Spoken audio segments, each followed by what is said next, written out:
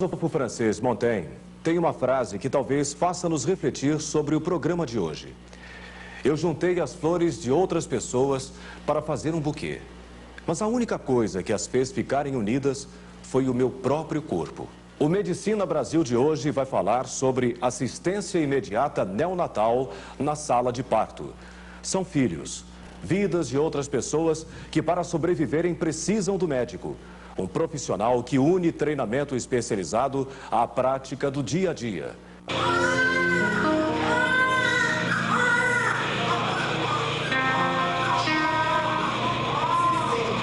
O Brasil é um país com um dos maiores índices de mortalidade neonatal.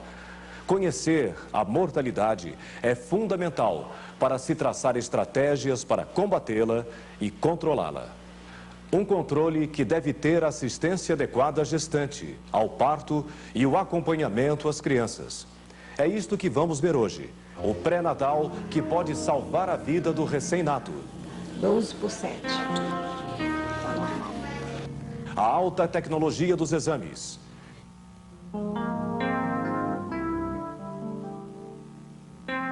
E o preparo dos pediatras e obstetras para a assistência neonatal. A importância da técnica correta de reanimação neonatal.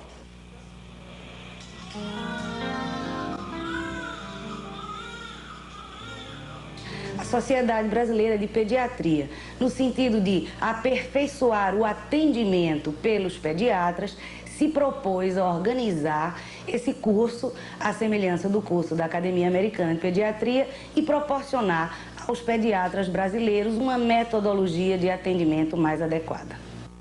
O Medicina Brasil está começando.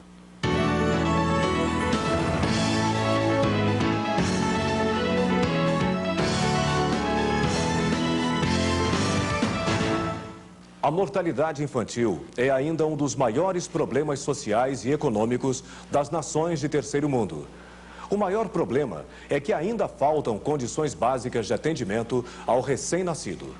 Alguns administradores hospitalares, eles fazem com que os médicos não tenham a possibilidade de preparar todo o material antes do nascimento do bebê.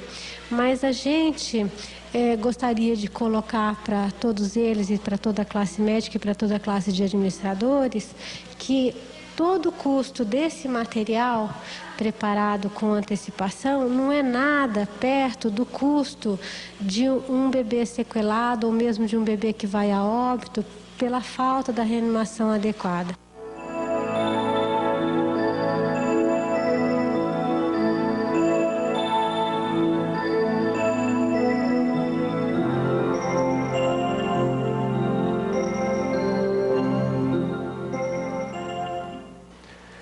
Uma gravidez saudável e o diagnóstico prematuro de doenças congênitas podem ser fatores fundamentais para se evitar complicações do bebê após o nascimento. O acompanhamento pré-natal é a peça-chave para os resultados positivos. A assistência imediata neonatal está ligada ao acompanhamento pré-natal. A ausência destes cuidados está associada a um aumento de risco de baixo peso ao nascer, partos prematuros e mortalidade materna e infantil. O pré-natal proporciona aos médicos uma oportunidade de realizarem um sonho, o de acompanhar a evolução de uma mesma paciente por meses seguidos, de poder orientá-la sobre os hábitos de vida, de assisti-la psicologicamente e instruí-la sobre o parto, além de evitar o uso de medicações e de medidas ominosas para o concepto. Tratar os pequenos distúrbios da gestação também faz parte desse período. Aliás, um bom exame físico que avalia a história da gestação e o passado obstétrico em relação a recém-nascidos é fundamental para identificar qualquer risco gestacional. Para isso, é necessário fazer a profilaxia, o diagnóstico e o tratamento de doenças próprias da gestação, como a hipertensão específica da gravidez, a placenta prévia, o descolamento prematuro da placenta ou o abortamento de repetição. A quinta gravidez, tudo cesárea, porque eu tenho problema de coração, pressão alta, diabetes. Aí tem que ficar em observação. É importante para a saúde do bebê observar doenças intercorrentes como nefropatia, cardiopatia, diabetes, doenças infecciosas ou malformações uterinas. A atual gestação também pode apresentar outras anomalias, como a doença hemolítica perinatal, a pós-maturidade, o crescimento intrauterino retardado, distúrbios de volume do líquido amniótico ou até gemelidade. Outros fatores, como a idade da mulher, a gestante com mais de 40 anos, ou a farmacodependência, que provoca um parto prematuro, também são preocupantes. Os exames são uma etapa importante na rotina do pré-natal. Primeiro, os laboratoriais, que auxiliam o obstetra no caminho do acompanhamento pré-natal. O pré-natal, ele é uma situação que não é estática, assim como o trabalho de parto também não é estático. É necessário que a gestante chegue no comecinho da gravidez, os exames de sangue sejam feitos, o exame clínico seja valorizado e que a cada medida que é tomada, em cada consulta, haja um olhar crítico e que possa avaliar essa situação. O progresso na imagenologia permite que o concepto seja examinado no útero através da ultrassonografia e pela coleta de material da placenta e do seu próprio organismo. A medicina fetal possibilita o diagnóstico, o prognóstico e até o tratamento de malformações e doenças fetais. A ultrassonografia tridimensional possibilita a reconstrução dos setores selecionados a partir de 3 planos de imagens, permitindo uma visualização detalhada do feto. A dopplerfluxometria estuda o fluxo vascular feto-maternal durante todo o ciclo cardíaco, permitindo a avaliação hemodinâmica fetal. Outro método não invasivo usado no acompanhamento pré-natal é a cardiotocografia. O exame avalia a oxigenação do concepto, registrando graficamente a frequência cardíaco-fetal. A cardiotocografia computadorizada analisa as alterações da frequência fetal através de um programa. Durante o registro, a paciente faz a marcação da movimentação fetal. Quando os critérios de reatividade são atingidos, o laudo é impresso. Mães que tiveram uma gravidez tranquila e um pré-natal com acompanhamento adequado também podem ter problemas. O momento do parto é único.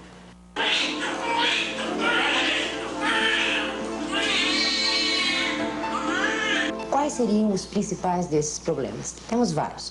O primeiro deles que devemos lembrar é o próprio tipo de parto. Um parto cesárea, seja uma cesárea de urgência, que é óbvio, mas também uma cesárea eletiva já implica numa condição de risco adicional para o concepto. Outro fator que também significa risco para o bebê é a prematuridade, especialmente se a idade gestacional foi inferior a 34 semanas. O trabalho de parto muito prolongado ou muito rápido são situações que preocupam os pediatras e obstetras. Isto pode fazer com que os anestésicos e analgésicos atravessem a placenta, causando depressão no bebê. Dentre a analgesia obstétrica, nós destacamos principalmente como de risco para o concepto a anestesia geral e a analgesia com derivados de opioides, o que tem sido bastante empregado recentemente. Principalmente e especialmente se o uso desse derivado de opioides ocorreu nas 4 últimas horas que antecederam o parto. Daqui a pouco você vai ver como a lei garante à mãe e ao bebê o direito a uma assistência especial após o parto. A gente volta já.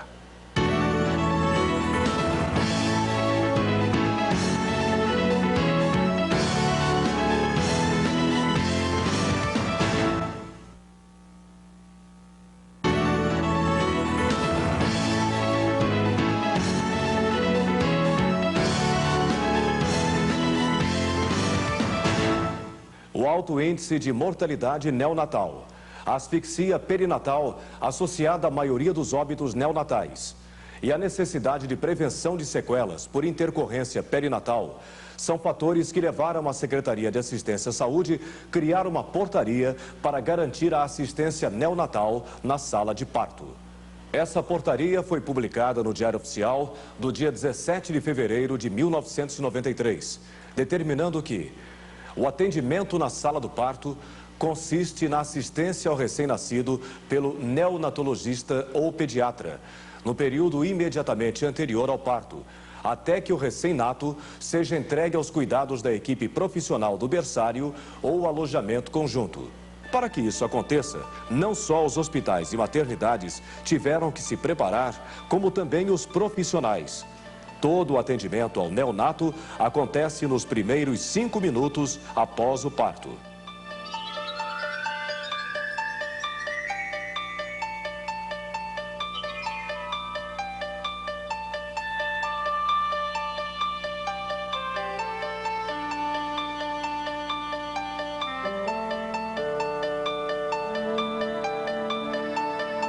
Para esses médicos garantirem o sucesso deste atendimento, devem passar por um treinamento especial. O Medicina Brasil foi a Botucatu, em São Paulo, visitar a Faculdade de Medicina. Lá o treinamento foi implantado há 1 ano e meio e já formou 1.500 profissionais paulistas. São 53 instrutores que pertencem ao Departamento de Neonatologia da Sociedade de Pediatria de São Paulo. O curso forma 20 profissionais a cada 6 meses e tem duração de 8 horas de aulas teóricas e práticas. Nosso objetivo, nossas metas são ampliar o corpo de instrutores para aumentar a abrangência do programa e, com isso, o que nós queremos é que todo residente de pediatria tenha treinamento em reanimação neonatal e também queremos, nós não podemos obrigar, mas nós esperamos conscientizar e motivar todos os profissionais que atendem sala de parto a participarem, a receberem esse treinamento. Com isso, o que é o nosso objetivo maior? É garantir a todo recém-nascido o direito que ele tem de receber uma adequada assistência e uma adequada reanimação neonatal. A preparação dos equipamentos e medicamentos de assistência na sala de parto é fundamental para que os bebês tenham um rápido atendimento. A demora na montagem de um laringoscópio ou a preparação de mínimas quantidades de adrenalina podem resultar na perda de neurônios e morte do recém-nascido. Por isso, é fundamental e imprescindível que todo o material de reanimação esteja pronto antes do nascimento do bebê, mesmo que ele não venha a necessitar de reanimação. O bebê nasceu, ele vai ser colocado sob calor radiante, daí vai ser secado o corpinho do nenê com esse campo. Nós temos aqui 2 campos. O primeiro vai ser usado para secar o bebê. Daí esse úmido vai ser removido e o segundo vai ficar com o bebê já sequinho. Após a secagem do bebê, ele vai ser posicionado e vai ser aspirado esse bebê. Que sonda nós vamos usar? Nós vamos usar a sonda número 8 para prematuro, a sonda número 10 para termo, e aqui é o aparelho de aspiração que deve estar colocado a 100 milímetros de mercúrio ou 10 centímetros de mercúrio em termos de pressão. A sonda número 12, ela também deve estar disponível e deve ser usada quando há presença de mecônio. Pelo obstetra, a aspiração é feita com a sonda número 12. Então, nós damos para o obstetra a sonda número 12 quando tem mecônio presente no bebezinho e ele vai aspirar o polo cefálico antes do desprendimento do tronco, aspirar boca e faringe antes de entregar o recém-nascido para o pediatra. Depois são feitos os exames habituais. E se for detectada a cianose central, ele vai receber o oxigênio. Essa máscara deve ter um fluxo de 5 litros por minuto e a gente vai oferecer o oxigênio inalatório ao bebezinho e, à medida em que ele vai melhorando, a gente vai retirando gradualmente. Se o bebê continua com cianose central, o procedimento muda. Quando eu tenho um balão autoinflável acoplado a um reservatório, seja uma traqueia de pelo menos 20 centímetros ou um reservatório, ou uma bolsa como reservatório, esse bebê vai estar recebendo O2 entre 90% e 100% através desse balão, quando ligado a uma fonte de oxigênio com 5 litros por minuto. A máscara deve ser adequada ao bebê e, por isso, devem ter 3 tamanhos: pequeno, médio e grande. eu vou fazer essa ventilação e quando tiverem passados 2 minutos dessa ventilação, eu devo colocar uma sonda gástrica neste bebê para eliminar o conteúdo aéreo gástrico, para facilitar a ventilação. Se ainda assim o bebê não reagir, deve ser feita a intubação. Ou também no caso de suspeita de mecônio ou de hérnia diafragmática. Isto também pode ser um procedimento nos bebês com peso menor a 1000 gramas. No material para intubação, eu devo estar com o laringoscópio já montado, com as pilhas novas, devo ter lâmina reta 0 e reta 1, reta 0 para prematuro e reta 1 para termo, e devo ter as sondas traqueais ou as cânulas, né, número 2,5, 3, 3,5 e 4, disponíveis, prontinhas, e conforme o peso estimado do recém-nascido que vai nascer, a gente já sabe mais ou menos qual sonda ou qual cânula vai precisar usar. É usado também o expansor de volume. O mais comum é o soro fisiológico. As drogas são preparadas todos os dias pela manhã, com apenas uma exceção. O Narcan é a única droga que nós preparamos assim que a gente tem um bebê que vai nascer com história de opioide, odolantina ou qualquer outro opioide nas últimas 4 horas que antecederam o parto. Daí a gente pega e prepara o Narcan. Caso contrário, ele fica aqui disponível para o uso. A seguir, uma simulação que demonstra como deve ser feita a reanimação neonatal.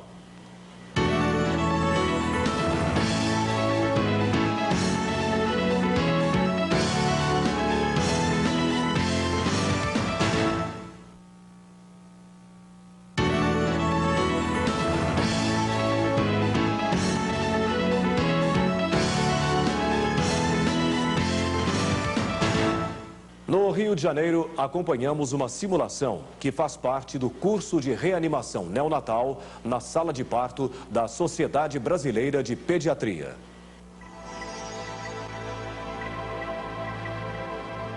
Nós começamos, primariamente, recebendo o recém-nascido da mão do obstetra.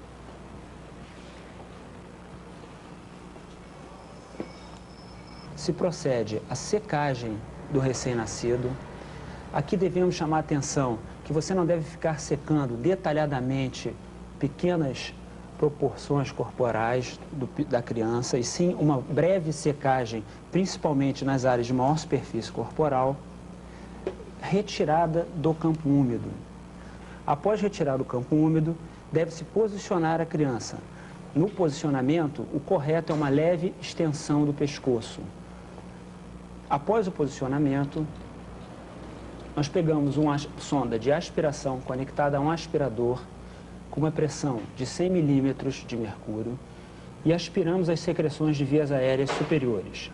Primeiro no canto da boca, em cada canto da boca, depois nas narinas.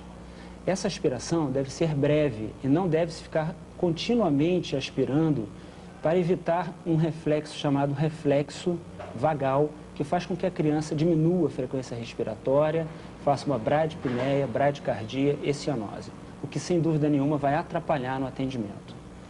Os movimentos respiratórios não são para ser contados, devem apenas ser observados se a criança movimenta o tórax e apresenta uma respiração regular, irregular, ou ela não apresenta nenhum tipo de respiração, estando no que chamamos de apneia.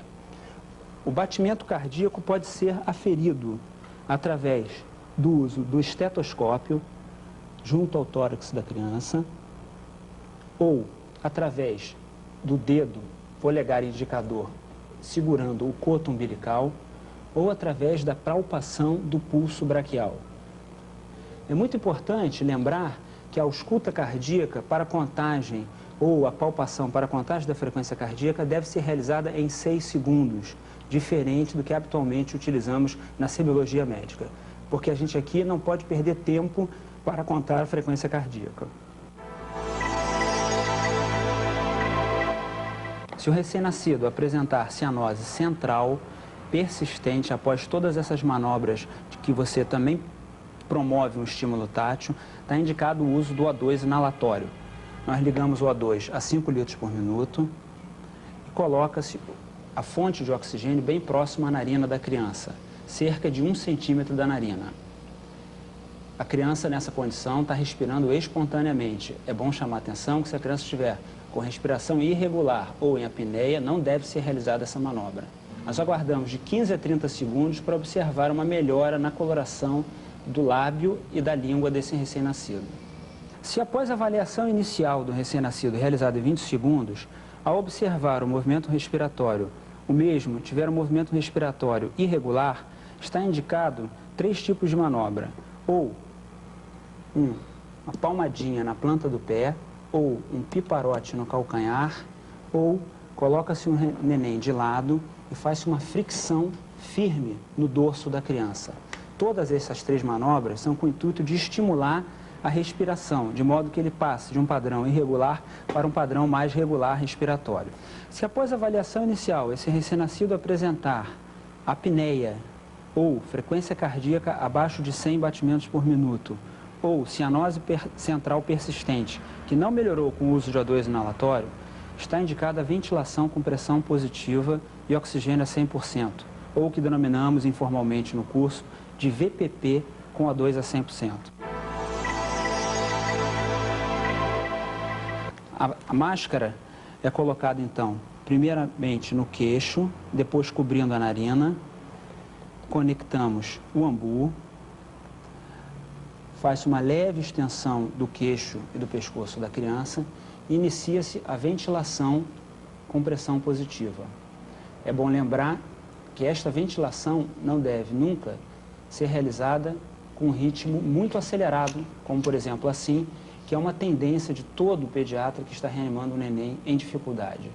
A gente deve ter em mente uma sequência que é aperta, solta, solta, aperta, solta, solta, aperta, solta, solta, que dita o ritmo ventilatório, de modo que dessa maneira você faz uma frequência de 40 a 60 incursões por minuto. É muito importante lembrar também o seu posicionamento sempre atrás da criança e com o ambu nunca na frente da criança, que você perca a visão do tórax. Sempre esse ambu posicionado lateralmente, você começa a ventilação e observa a expansão do movimento torácico.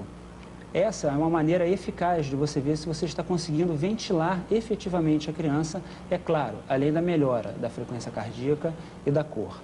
15 a 30 segundos depois, procede-se nova verificação da frequência cardíaca, paramos por 6 segundos a ventilação e contamos a frequência cardíaca.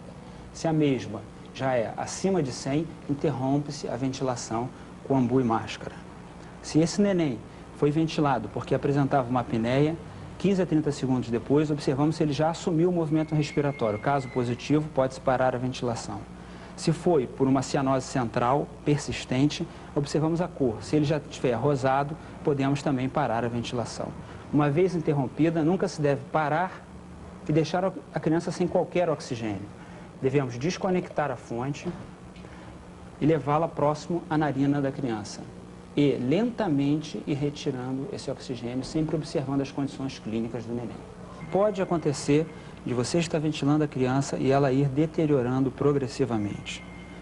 Na reavaliação da frequência cardíaca, se a mesma encontrasse abaixo de 60 ou entre 60 e 80, sem aumento, após a criança já estar sendo ventilada, está indicado a realização da massagem cardíaca.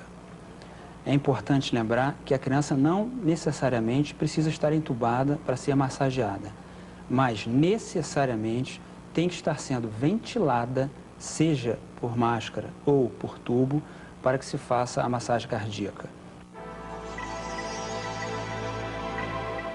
Se a frequência cardíaca estiver abaixo de 60 ou entre 60 e 80, será realizada a massagem cardíaca.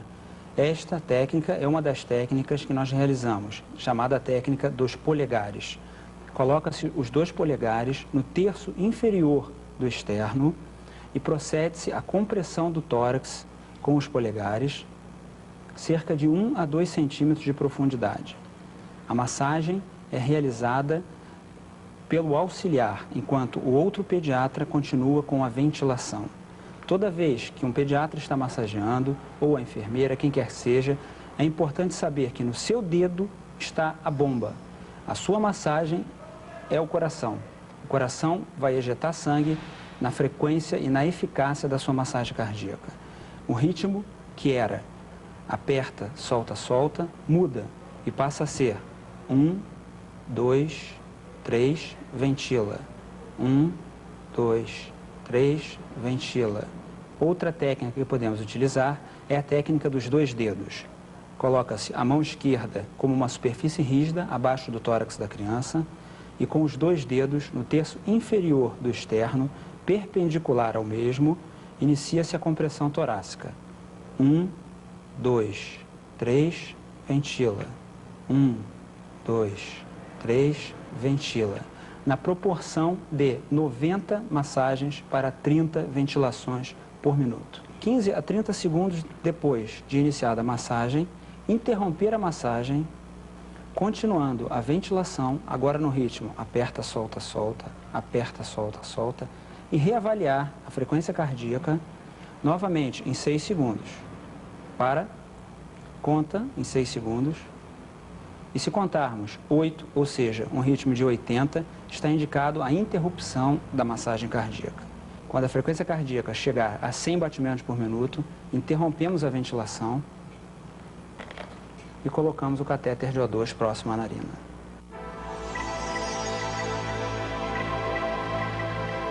Se esse recém-nascido que estamos reanimando não melhorar com ventilação com pressão positiva, ou seja, VPP ineficaz, ou a ventilação com pressão positiva se prolongar por muito tempo, ou seja, VPP prolongada, estas são 2 das indicações de intubação traqueal. As outras 3 indicações são um recém-nascido com líquido amniótico meconial que necessite de reanimação, um recém-nascido com hérnia diafragmática que necessite de reanimação ou um recém-nascido prematuro com peso menor que 1000 gramas e que também precisa de reanimação.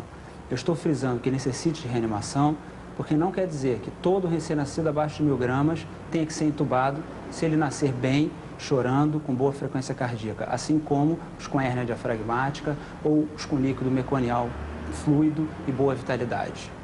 Então eu vou mostrar agora como se faz o procedimento de intubação traqueal.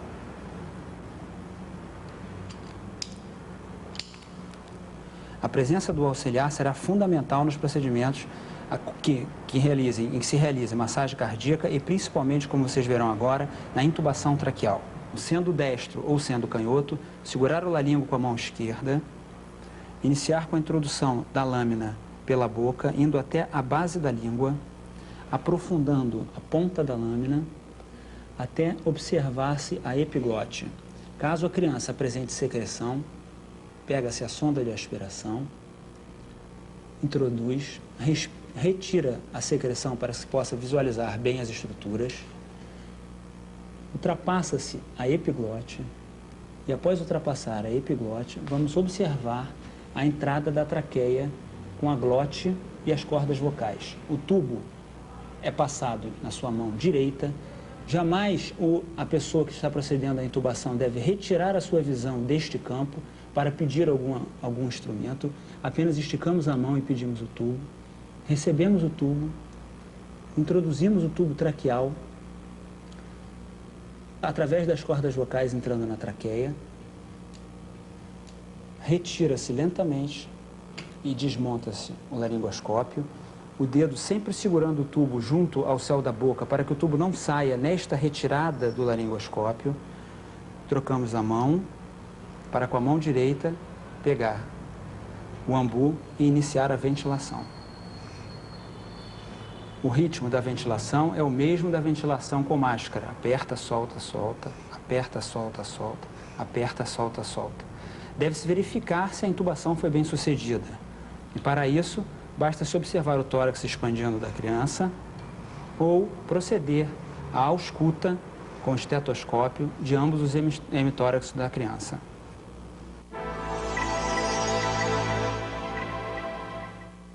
Das crianças que a gente atende na sala de parto, os 25% que necessitam de reanimação, cerca de 1% necessita de intubação traqueal, o procedimento que acabamos de mostrar. E desse 1% que vai ser entubado, apenas 9% necessitam do uso de drogas durante a reanimação. Embora seja um percentual bastante pequeno, essas crianças são muito graves e não se pode, em momento nenhum, perder tempo no manuseio da droga ou com qualquer tipo de dúvida ou administração inadequada da quantidade e da droga que está indicada no tratamento dessas crianças. As vias de administração podem ser endovenosa ou endotraqueal. Uma veia na sala de parto, a mais fácil de ser pega é o cateterismo venoso umbilical. Então, corta-se o coto, a gente pode visualizar as duas artérias e a veia, pega-se uma sonda e introduz pela veia umbilical até que o sangue reflua. Nesse momento, para-se a introdução. Ou a outra via de administração, como seu recém-nascido já está entubado, é a via endotraqueal para a adrenalina. Nem o bicarbonato, nem o soro fisiológico devem ser colocados no tubo. A adrenalina deve estar indicada com a frequência cardíaca em todo neném, com frequência de 0, em assistolia, ou com a frequência abaixo de 80, após 30 segundos de ventilação com A2 a 100% e massagem cardíaca.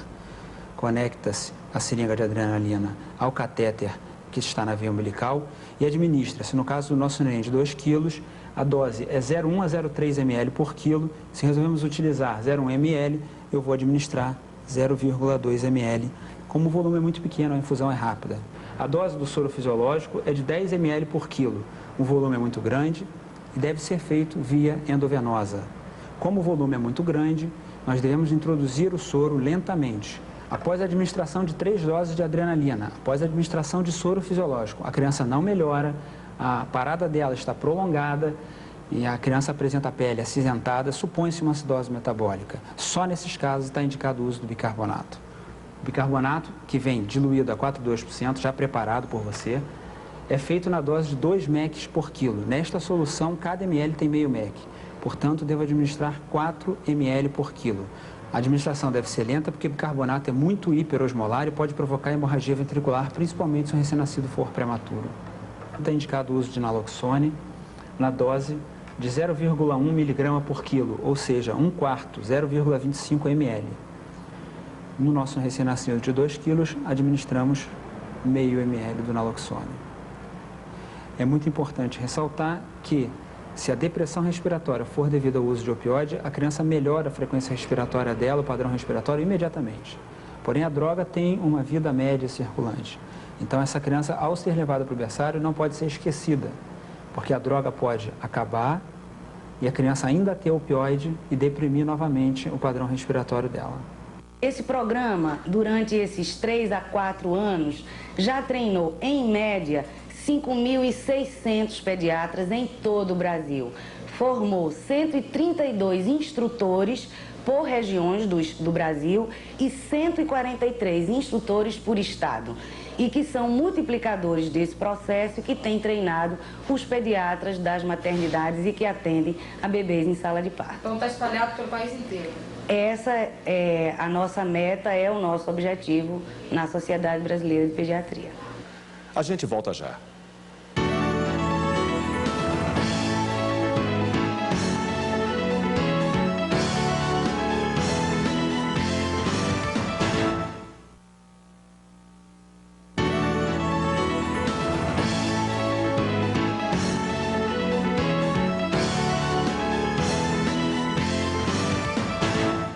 Em cada nascimento, há sempre a esperança de um neonato sem problemas. Mas, quando acontecem, o neonatologista já está treinado e preparado para fazer a assistência na sala de parto. Esse bebê tem 1 hora de vida e uma reanimação neonatal derivada de uma prematuridade de 34 semanas. A mãe é portadora de anemia falciforme, uma gestação de risco que levou o nenê a eliminar mecônio intraútero. A intervenção da gravidez foi necessária. Em média, 25% dos recém-nascidos precisam ser reanimados. A reanimação neonatal ajuda a evitar sequelas que resultam de uma asfixia média ou grave.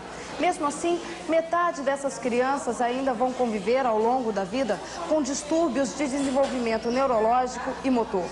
Na maternidade da Praça 15, no Rio de Janeiro, todas as crianças que possam apresentar algum desvio de crescimento passam por uma avaliação sensório-motora ainda na UTI neonatal.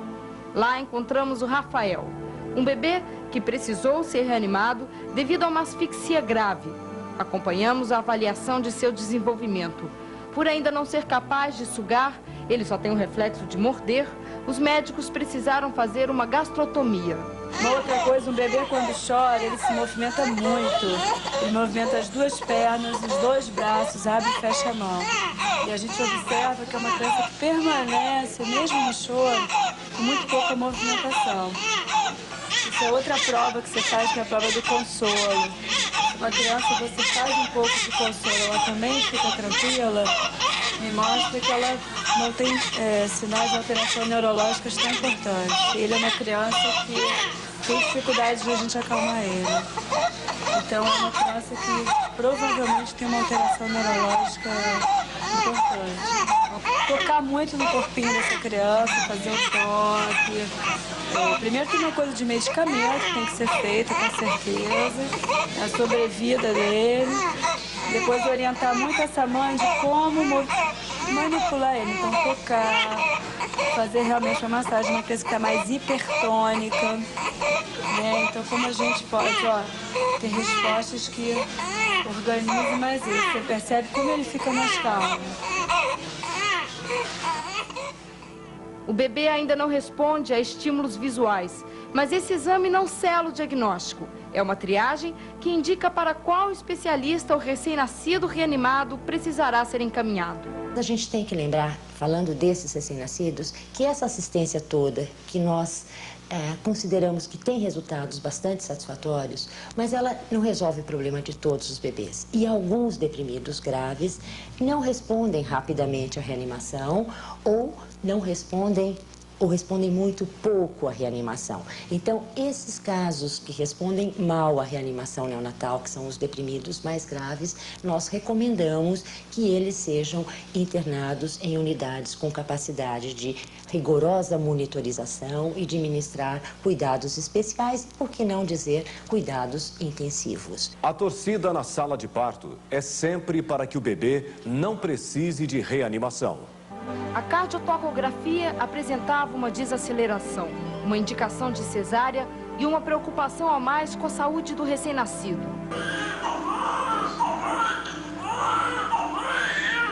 Os profissionais da sala de parto talvez sejam os únicos que ficam felizes com o choro de uma criança. Esse bebê nasceu com mais de 3 quilos. A reanimação não foi necessária. Foram apenas feitos os procedimentos normais de recepção. Uma menininha.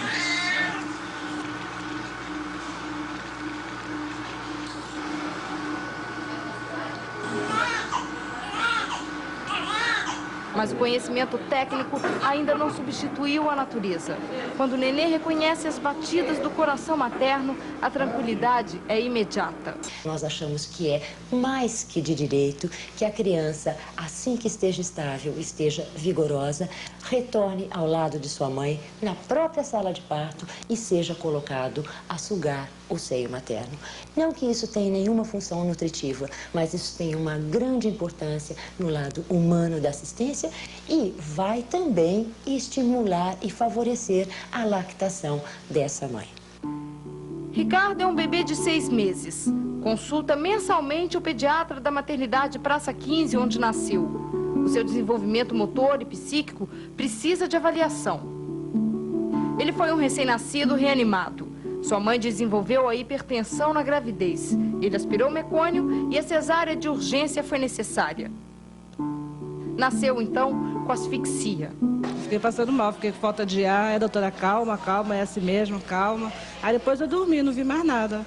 Aí eu só fui ver ele só no outro dia. Aí começou o desespero, né? Que eu vi o sofrimento dele, dando injeção nele toda hora, de 6 em 6 horas. Aí eu ficava passando mal também, aí ela não deixava ficar lá embaixo. Aí eu ficava lá em cima, lá chorando. Aí meu marido também ficava nervoso. Aí passou rapidinho, acabou o sofrimento.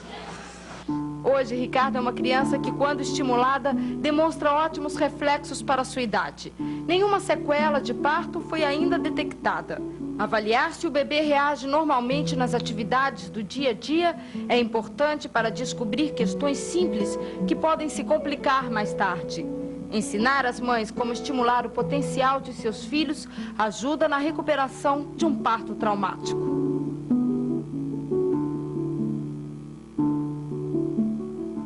Felizmente, 80% a 90% dos nascimentos nós encontramos ou nós atendemos recém-nascidos, sadios e vigorosos. E lembrando desse grande contingente de recém-nascido e falando em assistência em sala de parto, a despeito de toda a importância dos conhecimentos técnicos, dos procedimentos que devemos fazer, nós não podemos nunca nos esquecer do aspecto humano da assistência, que tem que estar presente desde o primeiro até o último dia da nossa vida.